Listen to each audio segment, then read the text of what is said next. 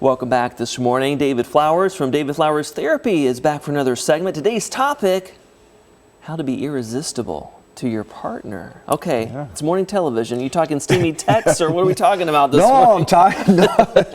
Great question. Actually, that's so funny you said that because I'm actually talking about how to really keep things connected in the normal moments. Yes, okay. Right? I know. I just had to try to get you there. I love that though. So let's talk about this. So you say learn them and know them. Learn them and know them. So it's so funny because you see couples where there are arguments that really are coming from one person isn't feeling known, right? Maybe where these are just examples, but maybe he says to her, hey, it's November 15th. Remember, I'm really excited. And she's like, what's that? He's like, every November 15th, hunting season. She's, how long am I going to be a widow this year, right? And he's like, oh man, every single year we end up doing this, you know? Sure. Or he gets pizza and there's pepperoni on it. And she's like, I've told you a million times, right? It's those little things. So you say notice, care, and try to remember.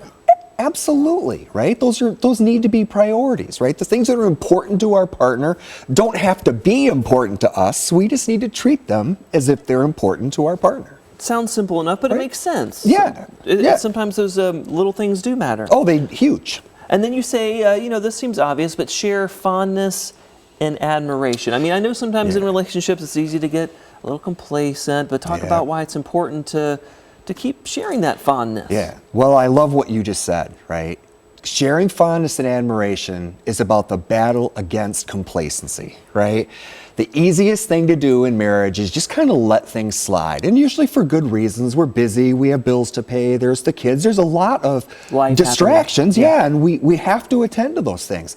But sharing those things and sharing them in words is what's important. A lot of people say, oh, my wife knows how I feel. Yeah, right? It's like, we can't assume that our partner knows. Our partner knows things based on how we're behaving, not based on what we feel. Well, does it make sense? Yeah, and you got to use language to express yourself. I like to, use your words, right? Like we tell our toddlers. That's the same thing. And then you also add here, turn toward them. Expand on that. So again, I'm going to go back to your word complacency, right? When a couple is dating, they're attending to each other. Oh, the honeymoon phase, yeah. Right?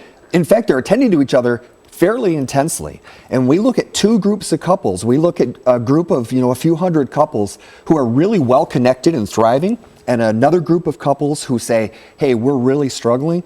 One of the things we notice is that in the couples that are struggling, they turn towards, when one partner needs something, the other partner pays attention about 33% of the time. That means that in struggling relationships, 2/3 of the time on average, somebody's feeling like, I need my partner, and they're not there for me. You got to make the effort, is what it sounds like to me. Yeah, and in couples that are popping and connecting, that number is 87%. I mean, they're really working on showing up and being there for each other in those mundane moments. And remember, 90% of moments in life are mundane. Right? If we're not taking advantage of the mundane moments, we're missing it. Yeah, you can't be level 100 all the time. I got that. Well, and just one final thought on my part, it sounds like too, you got to be able to learn and evolve because we change over time, and it sounds like relationships can too. Yeah, it gets easy to think, oh, I already know everything about my partner. Well, maybe you do at one point, but you're going to be together a while. You got to keep that fresh. Yeah, it takes work sometimes. Yep. Some great insight to keep in mind, and don't be complacent out there, folks. There's information on your screen for David Flowers Therapy and his website, and I appreciate the conversation. Thanks, man. Great to be here. I'll try not to be too complacent on a Monday.